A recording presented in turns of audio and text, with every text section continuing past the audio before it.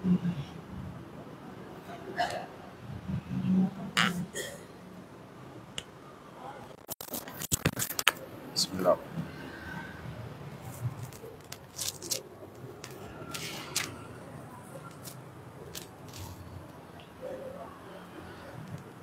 Bismillahirrahmanirrahim. Assalamualaikum warahmatullahi wabarakatuh.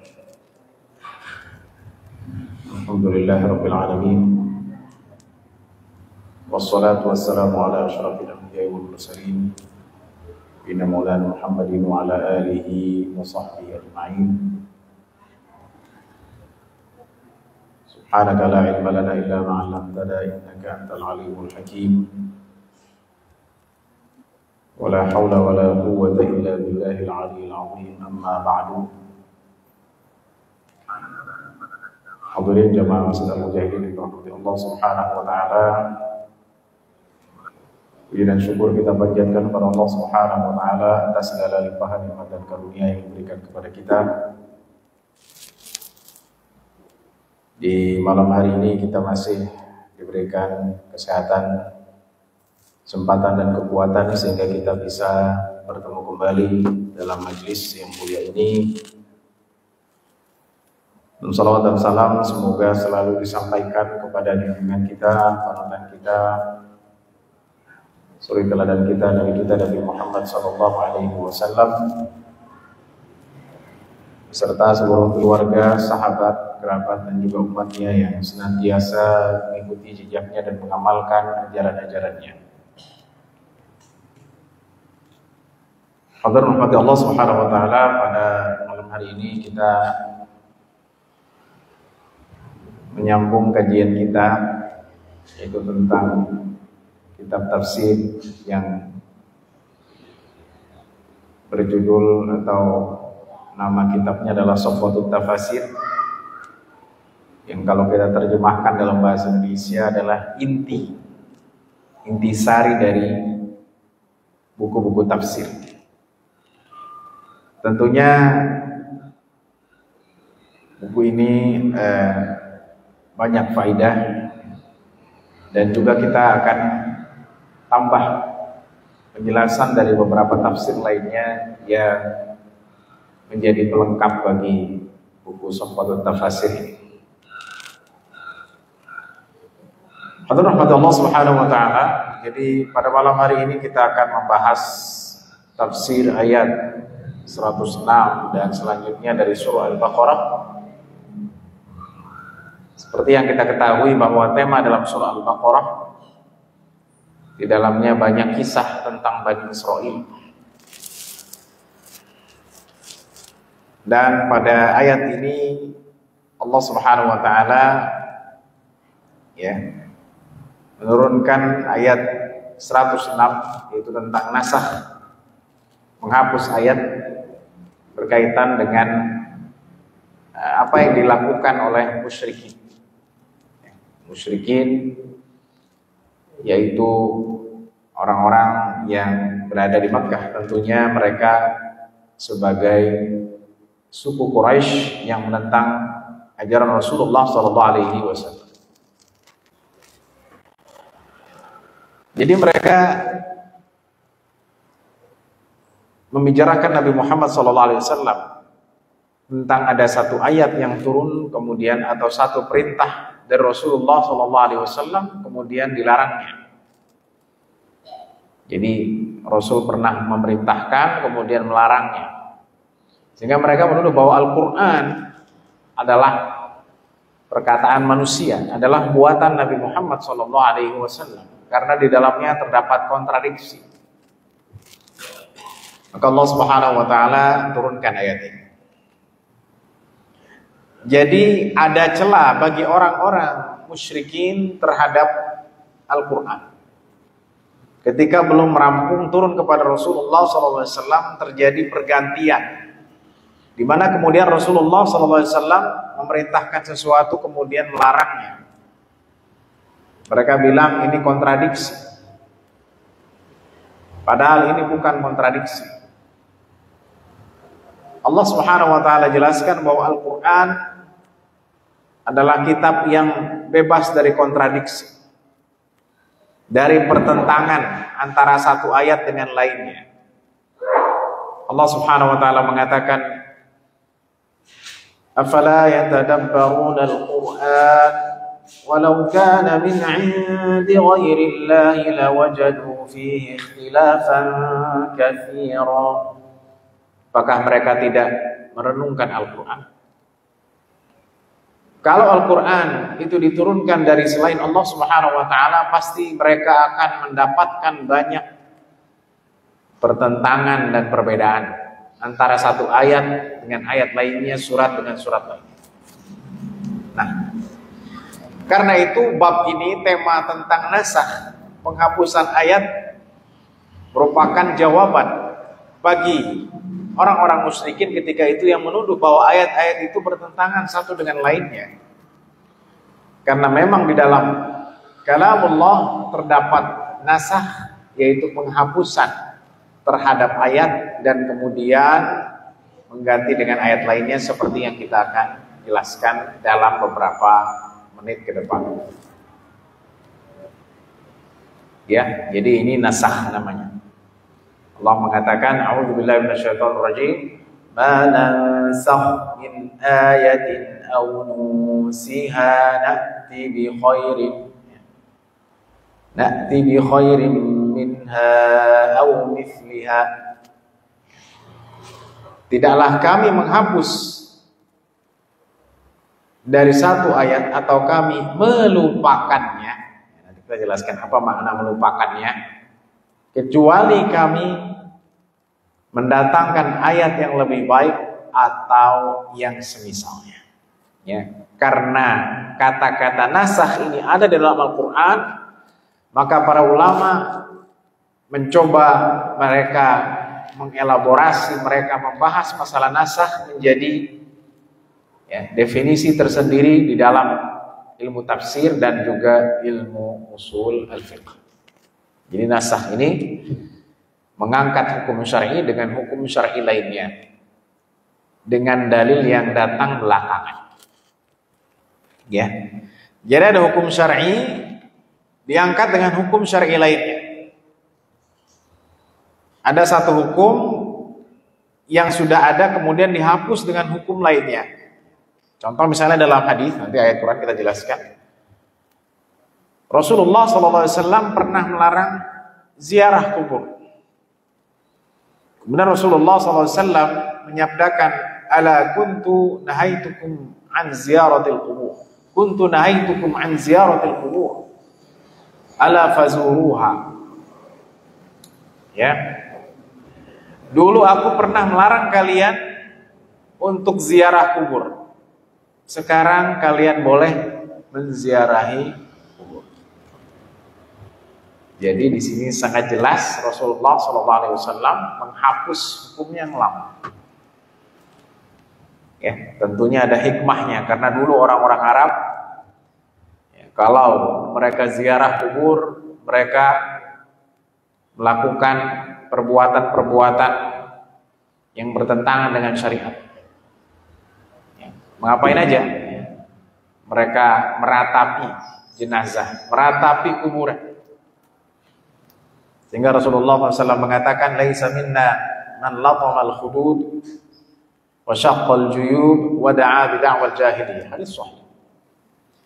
Bukan termasuk golongan umat kami yang kalau mengunjungi jenazah atau kuburan atau ziarah menampar-nampar pipinya. Kalau kita nampar pipi ngapain? Iya. Lagi enggak mimpi atau enggak mimpi ya. Tiba-tiba melihat uang setas. Beneran enggak ditampar nih? Ini beneran uangnya, bener ya. Tapi cuma mainan ya. Nah, jadi mereka menampar-nampar pipi mereka. Wasyaqqal juyub, dan juga baju-baju mereka, kantong-kantong mereka nah bidakwal jahiliyah, dan mengucapkan berteriak dengan kata-kata jahiliyah. memanggil Tuhan mereka, memanggil dewa mereka. Nah inilah kemudian Rasul membolehkan, karena kebiasaan-kebiasaan itu mulai hilang dan terkikis ya, sedikit demi sedikit.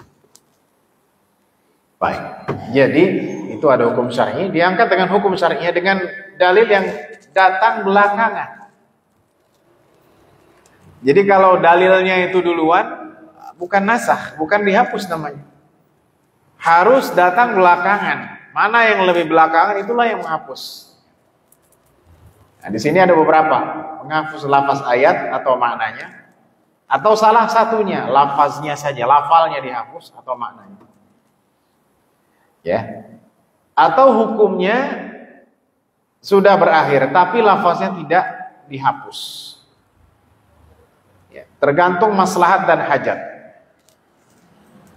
Nah, ini statement yang penting. Nasakh merupakan proses dari hukum yang belum final dan merupakan fleksibilitas ajaran Islam dalam konteks tadarruj berangsur-angsur kepada kesempurnaan.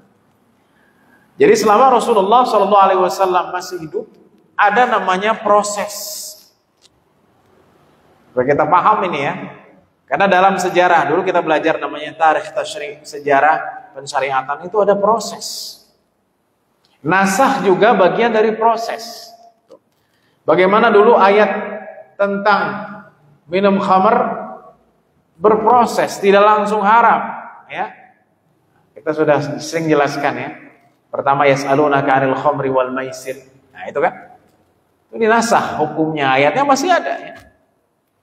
Mereka bertanya kepada kamu tentang khamr dan judi. Apa kata Al-Quran? Qul fihima itsmun kabirun wa manafi'u lin-nas. Katakanlah wa Muhammad alaihissalam bahwa dalam judi dan khamr itu ya, ada dosa yang besar dan ada manfaatnya. Itu kan kata saya ya. Jadi kalau orang ambil ayat ini, oh dosa sih ya, tapi masih ada manfaatnya. Itu boleh lah ya, togel sekali-kali, apalagi akhir tahun ya, banyak pokoknya banyak, ini bisa banyak, dapat banyak dan seterusnya. Enggak, di situ jelaskan ada dosanya, ada manfaatnya. Berangsur hingga suatu saat ada sahabat Rasulullah SAW. Ini dijelaskan dalam riwayat-riwayat yang sahih, yaitu Ali bin Abi Thalib. Ya, perlu kita pahami sahabat sebelum turunnya syariat, mereka tidak 100% sempurna dalam arti mereka melakukan dosa juga. Ada yang minum khamar, bahkan ada yang menyembah berhala ya, sebelum masuk Islam. Ya. Hingga suatu hari sahabat ini sholat dan memimpin sholat. Ya, dia baca surah Al-Kafirun. Qul ya ayyuhal kafirun. A'budu ma ta'budu. Jadi nggak ada lahnya. Artinya terbalik 180 derajat. Katakanlah orang kafir, aku menyembah apa yang kalian kafir dong kalau begitu ya. Sehingga Allah Subhanahu wa taala menegur, la taqrabus salata wa antum sukara. Jangan engkau mendekati salat dalam keadaan mabuk. Itu ya. Karena ketika itu sahabat ini sedang mabuk. Nah, sini juga belum langsung. Oh, berarti kalau nggak mau sholat, mau jalan-jalan, ya, olahraga di sekitar UI, ya, mau jalan pergi, mabuk nggak apa-apa, selama bukan mau sholat. Kan begitu mau. La taqrabus sholata wa antum sukar. Masih boleh, selama tidak mabuk sebelum sholat. Berarti kalau misalnya pagi-pagi mabuk, masih lama nih ke zuhur, mulai mabuk. Nanti kalau deket zuhur, siram mukanya, mandi dulu biar seger gitu kan. Ya, ini masih boleh sampai Allah Subhanahu wa taala turunkan, yaitu ayat yang final. Ya ayyuhalladzina amanu innamal khamru wal maisiru wal ansabu wal azlamu rijsun min 'amalis syaitani fajtanibuhu la'allakum tuflihun. Final. Wahai orang-orang yang beriman, sesungguhnya khamr, perjudian, azlam, ya, itu melempar panah, mengundi ya, ketika itu ansab, berhala-berhala yang dipasang, yang disembah adalah rijsun, adalah dosa, adalah perbuatan kotor dari amalan syaitan. Tinggalkanlah. Jadi sini bertahap tidak? Bertahap, enggak langsung jangan minum khamr haram, enggak. Perlahan. Pertama, khamr itu ada dosanya, masih ada manfaatnya. Manfaatnya apa? Dapat uang. Kalaupun menangnya sekali, kalahnya 100 kali ya. Akhirnya bunuh diri ya. Gara-gara apa? Gara-gara utang, main judi. Nauzubillah min dzalik ya. Enggak langsung. Pertama disebutkan masih ada manfaatnya. Kedua, jangan sholat dalam keadaan mabuk, karena terjadi di zaman Rasulullah SAW. Salah seorang sahabat sholat dalam keadaan mabuk dan menghilangkan satu kata la dalam surah Al-Kafirun karena mabuk. Masih boleh. Dan terakhir baru Allah melarang secara keseluruhan, tidak boleh dalam kondisi mabuk. Jadi ini yang perlu kita pahami. Ada nasakh namanya. Nah, ini jenis-jenisnya apa? Ada nasakh tilawah dan hukum. Jadi ayatnya dihapus, hukumnya juga dihapus. Seperti lembaran Ibrahim dan Musa dan para rasul. Tentu kita belum pernah melihat lembaran Ibrahim dan Musa ya. Nah ini makanya ulama usul fikih bilang itu dari dihapus karena kita nggak pernah tahu ya. Lembaran Ibrahim dan Musa kita pernah lihat? Nggak pernah. Ya. Tapi kalau Bible saya punya ya, Injil, Taurat masih terlihat. Tapi lembaran-lembaran Ibrahim kita nggak pernah. Lembaran-lembaran Musa yang mungkin tidak ada dalam Taurat kita tidak pernah melihat. Tidak ada keterangan bahwa suhuf dan lembaran itu masih ada dan terjaga. Sudah dihapus. Ya, yang pertama. Yang kedua dalam Al-Quran, nasakh menyusui jumlah 10 menjadi 5 ya, atau dalam hadis. Ya, contohnya ini juga disebutkan di hadis, ada di Al-Quran juga. Ini kata ulama usul, kata ulama tafsir. Maksudnya gimana? Ya, ini maksudnya anak kalau ibu punya menyusui anak, bukan anak kandung tentunya. Ia bisa menjadi mahram. Menjadi mahram. Makanya ada anak sepersusuan, ya. Kakak sepersusuan. Jadi ibu punya anak laki-laki, kemudian entah kerabatnya ya, atau juga ada orang ngasih bayi ini, saya nggak sanggup disusuin sama ibu ya. Dulu 10 kali nyusu maka dia sudah menjadi mahram. Anak ibu yang laki-laki tidak boleh menikah nanti kalau sudah besar dengan anak perempuan yang bukan kandung yang disusui oleh ibu. Ini 10. Kemudian dihapus dalam syariat. Dalam hadis Muslim disebutkan khamsu radha'atin ma'lumat yuharrimna ya. 5 kali nyusu ya. Itu menjadikan mahram ya, menjadi haram ya. Jadi mahram, jadi orang tuanya adalah yang menyusuinya, jadi mahramnya ya. Enggak boleh menikah dengan orang tuanya ya. Walaupun bukan kandungnya tapi karena sudah nyusui jadi mahram. Kemudian kalau dia punya anak, dia tidak boleh menikah dengan anak yang disusuinya tadi. Enggak ada dalam Al-Qur'an, tidak disebutkan. Ya, jadi di sini dihapus hukumnya dan lafalnya. Dalam hadis disebutkan. Ya. Yang kedua, bacaannya saja, tapi hukumnya masih ada. Ya, hukumnya masih tetap, yaitu masalah hukuman orang yang berzina dengan status menikah. Ya, jadi orang jomblo yang berzina hukumannya beda sama yang udah nikah berzina. Nah itu ada hukumnya. Di dalam Al-Quran tidak disebutkan. Yang disebutkan hanya orang yang belum menikah. Az-zaniyatu waz-zani fajlidu kulla wahidin minhuma mi'ata jaldah. Yang berzina perempuan dan laki-laki maka jilidlah. Jilid maksudnya kayak buku gitu. Bukan, jilid artinya apa? Dipecut ya. Jilid itu artinya apa? Dipecut. Berapa kali? 100 kali. Itu kalau belum menikah. Kalau sudah menikah gimana? Sudah punya istri, sudah nikah setahun, 2 tahun, udah punya anak, berzina. Hukumnya ada nggak dalam Al-Quran? Ayatnya nggak ada, tapi hukumnya masih ada.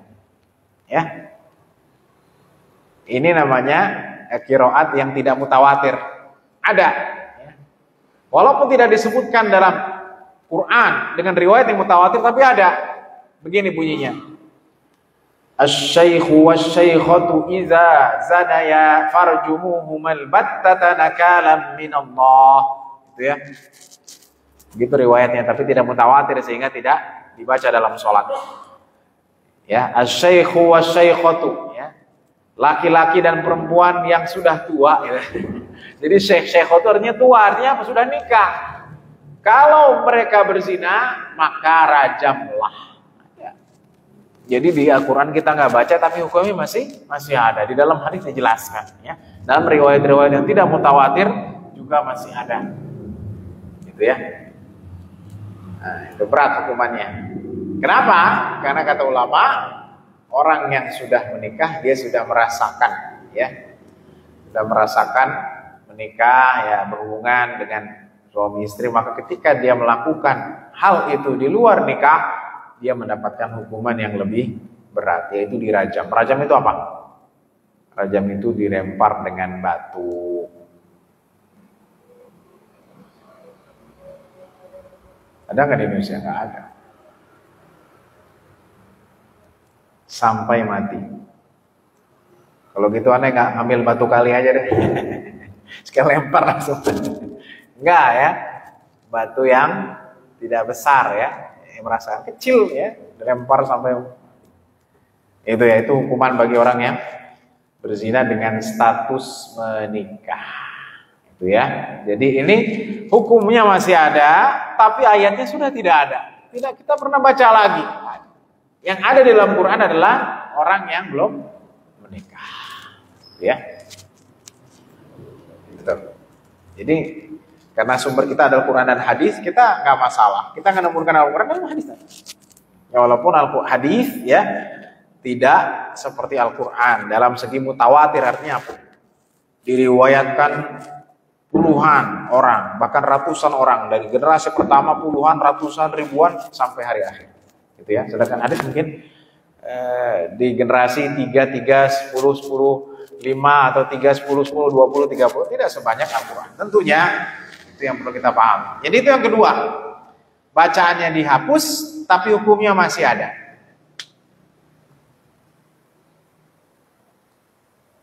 Nah, yang ketiga, nah ini agak putus.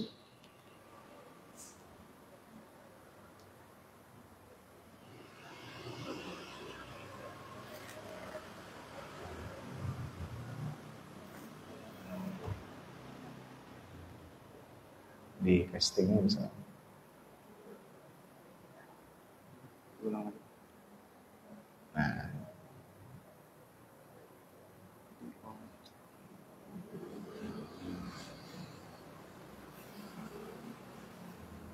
bisa. Ya, yang ketiga adalah hukumnya dihapus, tapi bacaannya tidak. Nah, contohnya apa? Contohnya di sini ayat wasiat kepada orang tua, kerabat, dan kerabat. Wasiat ini maksud bukan wasiat. Nah, saya wasiat apa Bu? Nanti kuburin saya di mana? Di Karawang. Apa namanya? Yang hill begitu? Oh, bukan ya. Nah, saya wasiat apa Bu? Ya, nanti kalau meninggal, kalau ibu meninggal, rumah benerin. Bukan ya. Yang dimaksud wasiat dalam hukum fikih itu adalah harta. Harta yang tinggalkan. Nah, dulu wasiat itu oleh orang tua. Ya. Kutiba alaikum idza hadara ahadakumul maut in taraka khairanil wasiyatu lil walidaini wal aqrab. Ya. Bahkan di situ disebutkan diwajibkan, ditentukan kalau ada seorang di antara kalian mau meninggal nih, mau sekarat, sudah mau meninggal, ya. Al-wasiyat, dia berwasiat, khairan ternyata uang, harta, tanah apa saja, untuk siapa? Untuk orang tua dan kerabat. Jadi dulu boleh, dia bilang saya wasiat, buat siapa? Buat bapak sama emak. Ya kalau nanti saya mati, ya, buat bapak emak 2 miliar. Beneran? Iya. Tapi dalam mimpi. Bapak sama ibunya udah GR aja, 2 miliar anak saya ternyata punya uang, ya. Nggak bilang-bilang. Nah, dulu dibolehkan. Ayat itu masih kita baca, tapi udah dihapus, ya, dengan ayat waris, ya. Yusikumullahu fi auladikum lidzakari mithlu hadzil unthayayn fa in kunna nisaan fawqa thnatayn falahunna thuluthu ma taraka wahidatan falaha nisfu, terus dan seterusnya, ya. Jadi tidak ada lagi wasiat. Nggak boleh. Ya, orang tua tidak ada namanya wasiat. Jelas? Ya, karena wasiat itu disampaikan sebelum yang punya uang meninggal. Dia bilang, buat mak 2 miliar, buat bapak 3 miliar, ya. Buat kerabat 1 miliar, gitu. Nggak boleh, ya. Dihapus dengan ayat waris. Dan Rasulullah SAW juga mengatakan la wasiyata li waris, ya. Bahwa ahli waris, ya, tidak mendapatkan harta wasiat. Jelas, ya. Jadi wasiat ini maksud artinya apa? Uang, ya, bukan wasiat dikuburin nanti di mana? Di Ben Hill atau di Silent Hill, ya. Di mana lah yang pokoknya, atau wasiatnya apa? Wasiatnya kamu harus sering ngaji ke Al-Mujahidin, bukan, ya. Wasiat yang maksudnya apa? Harta. Gitu, ya. Nah, itu sudah dihapus. Atau ayat iddah setahun. Nah itu, ya. Iddah setahun itu kalau seorang istri ditinggal mati. Tadinya setahun. Mana dalilnya? Walladzina yutawaffawna minkum wa yadharuna azwajan wasiyatan li azwajihim mata'an ilal hauli. Berapa? Oh, ya. Jadi si ibu, bapaknya meninggal, suaminya meninggal, nggak boleh kawin lagi sampai setahun. Mak nggak kawin lagi, ntar setahun. Ya. Dihapus, ya. Jadi ayatnya masih ada kita baca. Letaknya lebih dulu di juz 2. Jadi berapa? Jadi 4 bulan 10 hari. وَالَّذِينَ يُتَوَفَّوْنَ مِنْكُمْ وَيَذَرُونَ أَزْوَاجًا يَتَرَبَّصْنَ بِأَنفُسِهِنَّ 4 أَشْهُرٍ وَعَشْرًا. Jadi dari setahun menjadi 4 bulan 10 hari. Ayatnya masih ada nggak? Masih ada. Ya, 4 bulan 10 hari. Ya. Nah, di antara juga ini ayat yang sering kita baca. Ini jumhur ulama mengatakan itu dinasakh. Mana ayatnya? Ini berdampingan. Lillahi ma fis samawati wa ma fil ard. Wa in tubdu ma fi anfusikum aw tukhfuhu yuhasibukum billah. Populer kan? Ya. Apa tuh artinya? Berat nih artinya. Bagi Allah apa yang ada di langit dan di bumi. Ya. Dan jika engkau menampakkan apa yang ada di dalam hatimu, ngomong, atau engkau simpan di dalam hati, ya. Jadi ngomong nggak ngomong, yuhasibukum billah. Nanti di hari akhir akan dihitung semua. Beratnya. Ini ayat, ketika ayat ini turun, para sahabat pada keberatan, ya Rasulullah, kita akan disiksa dengan apa yang ada dalam hati kita. Kadang hati kita ngomong sendiri, ya. Mau ini dalam hati doang, nggak terucap. Ada niat jahat, ya. Besok saya mau bawa dari Mujahidin ada motor. Dalam otak doang, ya. Nah, kalau orang yang sholat saya ambil nanti kotak infak. Ya. Nah, dulu sebelum dihapus semua apa yang di dalam hati kita, apa yang dibicarakan dalam hati kita, belum terucap, belum terlaksana, itu dihisab. Berat. Ya. Padahal baru dalam hati doang. Ya. Pokoknya nanti di kantor nih orang saya akan singkirkan dia. Baru dalam hati doang. Ini saya racunin atau saya begitu kan? Itu akan dihisab. Maka karena itu berat, Allah Subhanahu wa taala turunkan ayat selanjutnya. Apa itu? Ya, ayat yang menghapusnya adalah la yukallifullahu nafsan illa wus'aha. Hapus. Jadi ayatnya masih ada. Tapi hukumnya dihapus dengan ayat yang berdekatan.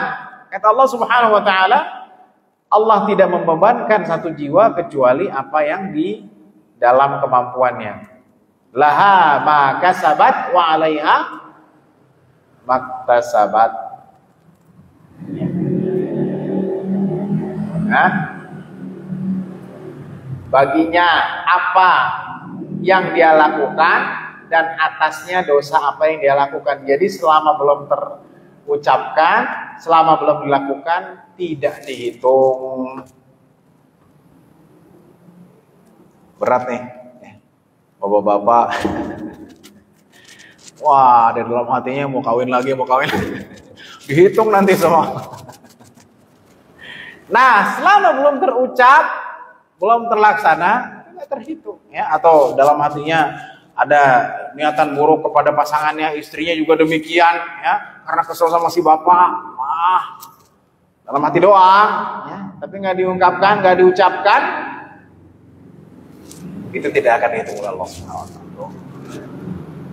Si bapak, saya kesel sama bapak, ya, besok kopinya saya mau kasih garam, ya, 3 sendok. Kesel doang di dalam hati, tapi belum dilaksanakan, tidak diucapkan, maka itu tidak akan menjadi dosa. Bayangkan, ya, kalau kita disiksa gara-gara apa yang diucapkan hati kita, berapa dosa yang sudah kita lakukan, Pak. Masya Allah. Benar kan? Niat-niat jahat itu kecatat semua. Wah, dihisab sama Allah SWT. Sekarang kalau cuma niat tapi belum terucapkan, belum terlaksanakan, itu tidak dihitung oleh Allah SWT. Ya, itulah kasih sayang Allah SWT kepada umat ini. Nah, ya. Jadi di sini nusiha artinya meninggalkan. Fanasia, ya. Jadi ditinggalkan, bukan dilupakan, bukan, ya. Maksudnya ditinggalkan. Ditinggalkan hukumnya atau ditinggalkan bacaannya. Ini yang harus kita pahami. Jadi yang pertama yang kita pahami bahwa dari nasakh ini adanya proses kepada syariat yang final. Jadi ada prosesnya. Ini saya kaitkan sekarang supaya kita nggak lupa. Karena Isra Mi'raj itu nanti kita hadapin terus, ya. Dan kita masih nggak paham, ya, konsep negosiasi. Nah, jadi dulu Nabi Muhammad nego begitu, alaihissalam. Dari 50 salat jadi 5 salat. Bukan nego, ini prosesnya. Nasakh proses, kemudian apakah itu bisa disebut nasakh? Bisa juga. Jadi proses. Yang tanya 50, nasakh kan? Dihapus, walaupun ini dalam satu peristiwa. Nah, ini. Jadi kita nggak pusing lagi. Jadi kita nggak memahami itu suatu negosiasi atau apaan sih Nabi Muhammad SAW kok sampai minta diringankan sampai waktu 5 sholat. Enggak, ini adalah proses finalisasi syariat. Dan ini juga bisa dimasukkan bab nasakh. Ya. Karena dihapus, walaupun ini dalam satu waktu, dalam satu peristiwa. Ya. Yang kedua, Allah berkuasa atas segala sesuatu. Nah, jadi Allah mau menghapus, Allah mau mengganti, ya, Allah mau meninggalkan, itu terserah Allah. Karena Allah lah yang berkuasa. Coba kita renungan, Pak. Kita sekarang hidup dikasih sama Allah umur, dikasih sama Allah semua fasilitas lah. Tapi ujung-ujungnya apa? Ujungnya apa, Pak? Kita ikut Allah, gitu kan? Kenapa kita harus ngikutin syariat, ikutin Nabi Muhammad SAW, agama? Karena kita mengikuti apa yang Allah inginkan, kan begitu. Jadi hidup di dunia ini kita mengikuti kehendak pencipta kita. Kalau kita pikir lebih dalam, kenapa Allah nggak menciptakan yang lain aja gitu? Tapi kita diciptakan, ada yang namanya manusia, ada yang namanya hewan, ada yang namanya jin, terus diciptakan. Terus ada laki-laki, ada perempuan, terus Allah ciptakan karena kita diciptakan oleh Sang Pencipta agar kita mengikuti aturan yang menciptakan kita. Nah, itu poinnya. Kenapa kita mengikuti aturan? Karena kita adalah ciptaan Tuhan. Kita makhluk yang diciptakan, maka kita harus rela dan harus ridha mengikuti apa yang menjadi ajaran, ya, apa yang Allah inginkan dan Allah yang cintai, dan menjauhi apa yang dimurkai. Ya, dan Allah lah jadi penolong, ya, bagi kita di dunia dan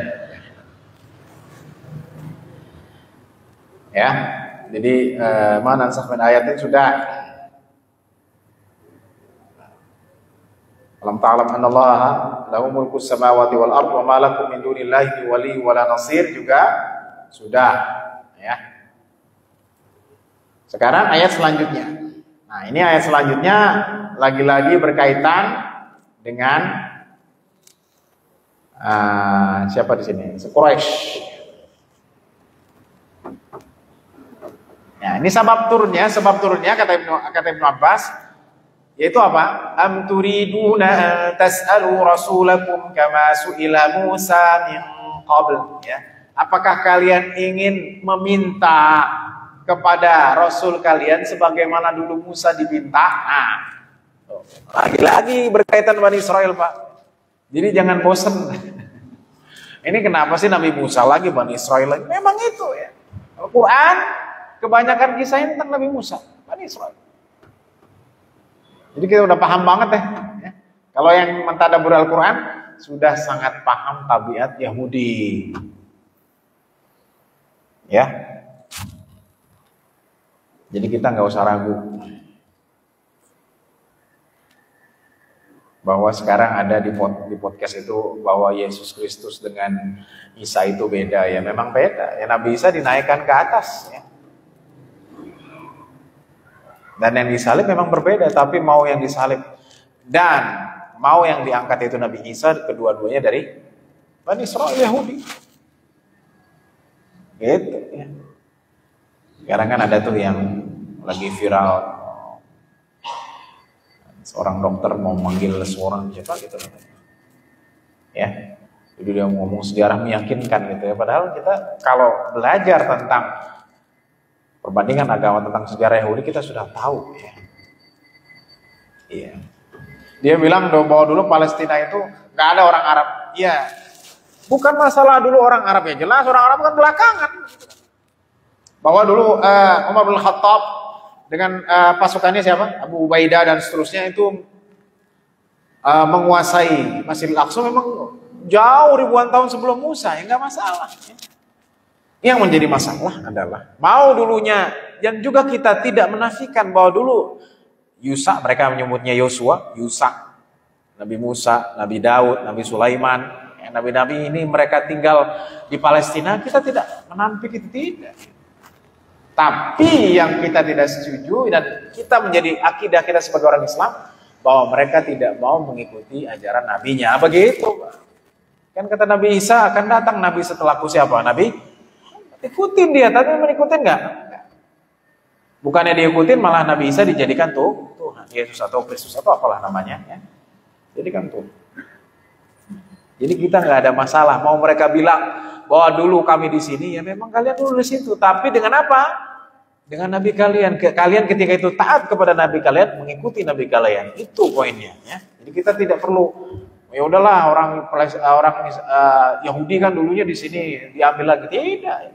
Bahwa kalian mendapatkan, mereka bilang, tanah yang dijanjikan karena kalian mengikuti Nabi kalian. Itu ya sering saya ulang-ulang. Jadi kita nggak usah berdebat, ya. Kalau mereka bilang mereka dulu pernah di sini, ya memang mereka memang pernah di sana bersama nabi-nabi mereka alaihi wassalatu wassalam. Nah, jadi Quraisy itu bilang kepada Nabi Muhammad, Wahai Muhammad, jadikanlah bukit Safa itu menjadi emas, ya. Nah, jadikanlah tanah Mekah menjadi luas, pancarkanlah bagi kami sungai-sungai, ya. Kalau sekarang sudah banyak sungai. Jadi mereka bilang, Muhammad, kalau ente memang benar, bikin itu bukit Safa jadi emas, ya. Jadi nggak perlu kemana, Freeport. Bukit Safa dan bukit yang ada atau Marwah atau Safa di sana hadisnya, jadikan emas. Jadikanlah tanah Mekah ini banyak sungainya.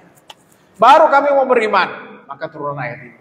Jadi mereka bilang, maksud daripada ayat 108 ini, apakah kalian meminta sesuatu yang apa? Yang berlebihan. Ya.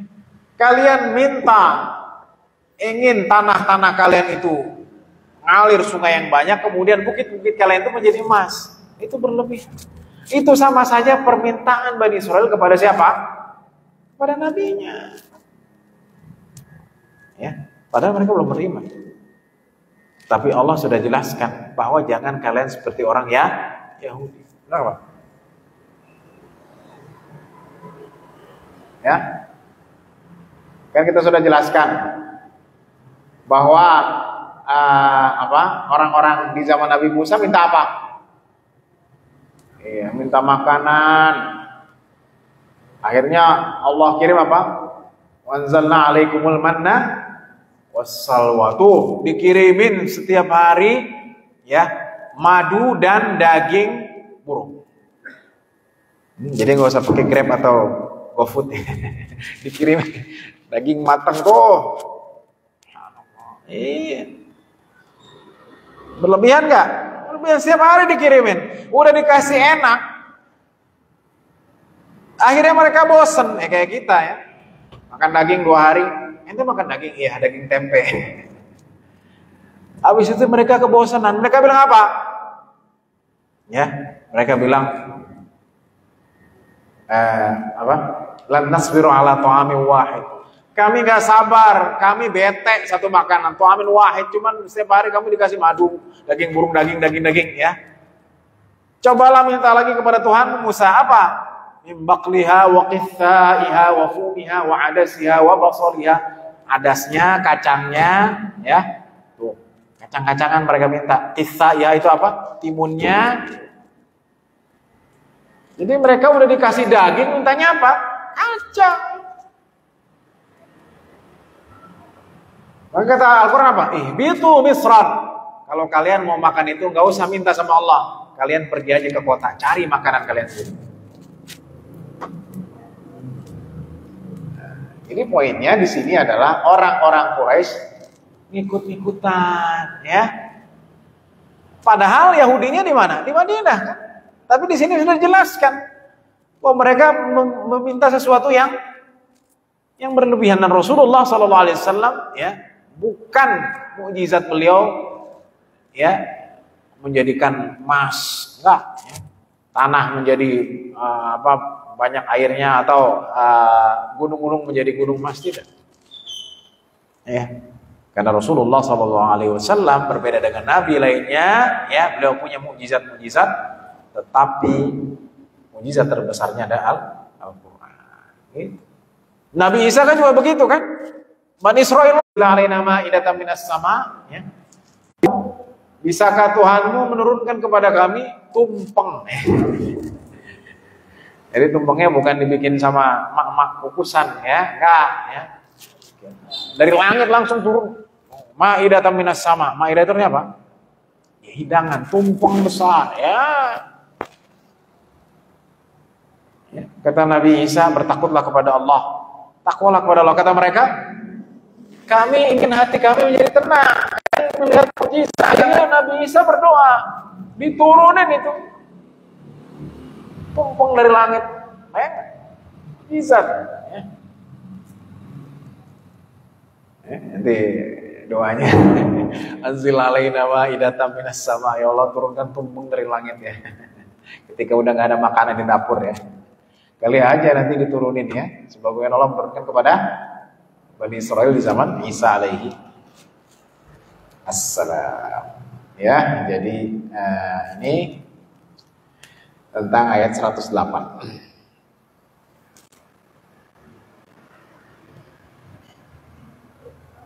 Nah, jadi menantang, permintaan menantang.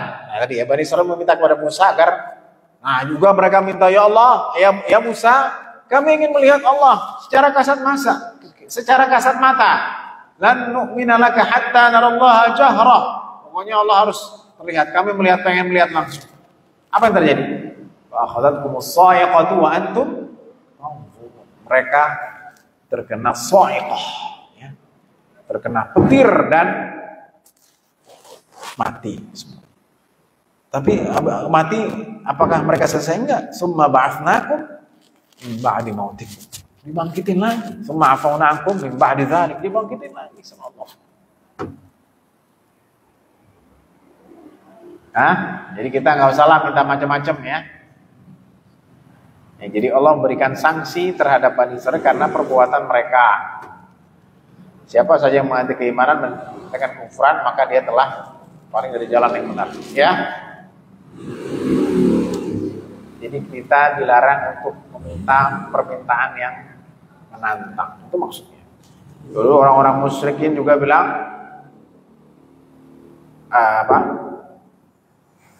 Fa'asqit 'alaina kisafan minas sama' in kunta minas shadiqin. Ya. Kan begitu. Mereka bilang, turunkan kepada kami siksa dari langit. Langsung. Kalau memang kau benar, turunkan itu siksa. Minta kepada Tuhan. Ya. Jadi kalau kita berdoa dengan sesuatu yang kita inginkan, nggak boleh-boleh saja. Ya. Tapi yang kira-kira terjangkau. Ya Allah, terbangkan saya ke planet Mars.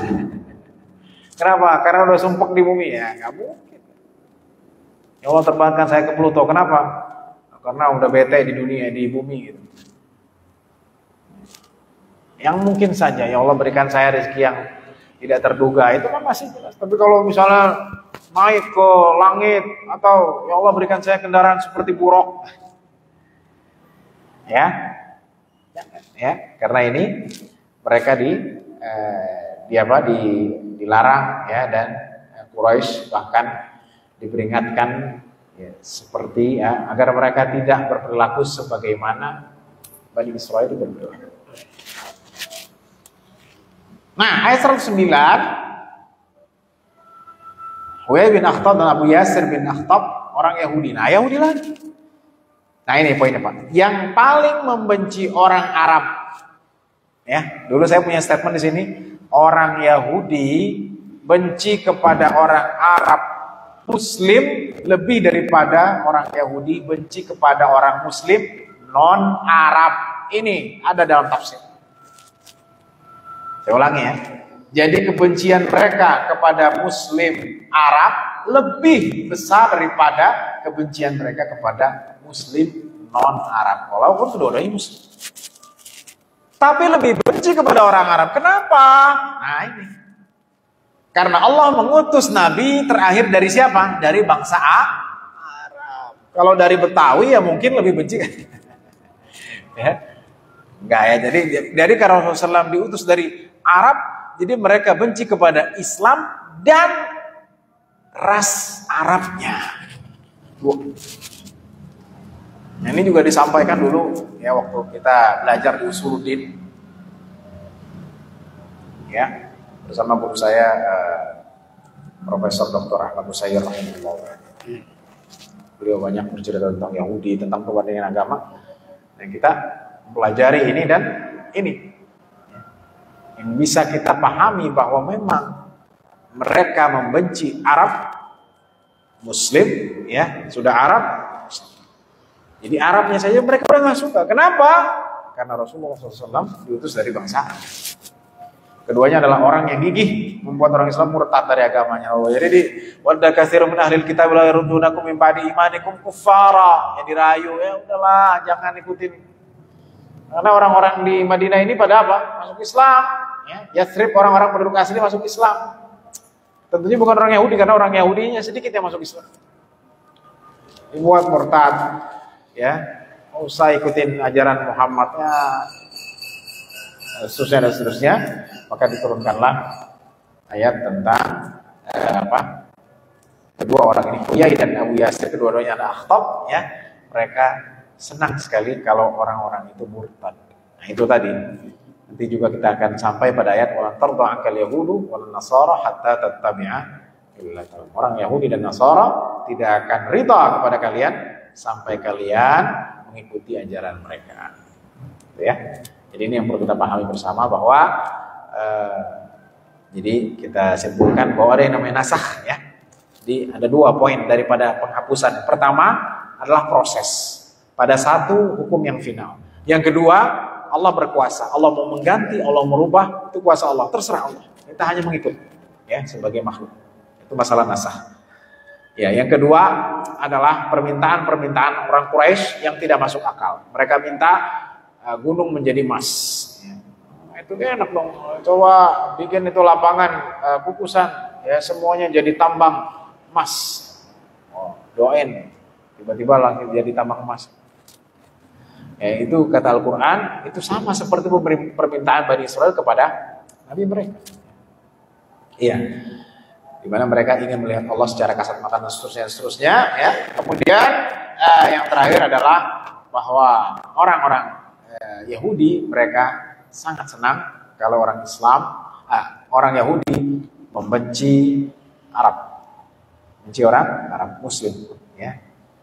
Dan kebencian mereka lebih daripada Muslim dan Arab. Itu yang saya sering sampaikan. Yang kedua adalah mereka sangat senang kalau orang Muslim murtad, keluar dari agamanya. Na'udzubillah min dzalik. Semoga Allah Subhanahu wa taala melindungi kita semua dan kita menjadi orang-orang istiqomah di jalannya, dan kita dijaga dari segala keburukan dan menjadi umat Nabi Muhammad SAW yang benar-benar mencintai beliau dan mengamalkan ajaran-ajaran yang diajarkan kepada kita semua. Amin rabbal alamin. Sallallahu ala nabiyina Muhammadin wa ala alihi wasallam. Subhanakallahumma wa bihamdika asyhadu an la ilaha illa anta astaghfiruka wa atubu ilaik. Assalamualaikum warahmatullahi wabarakatuh.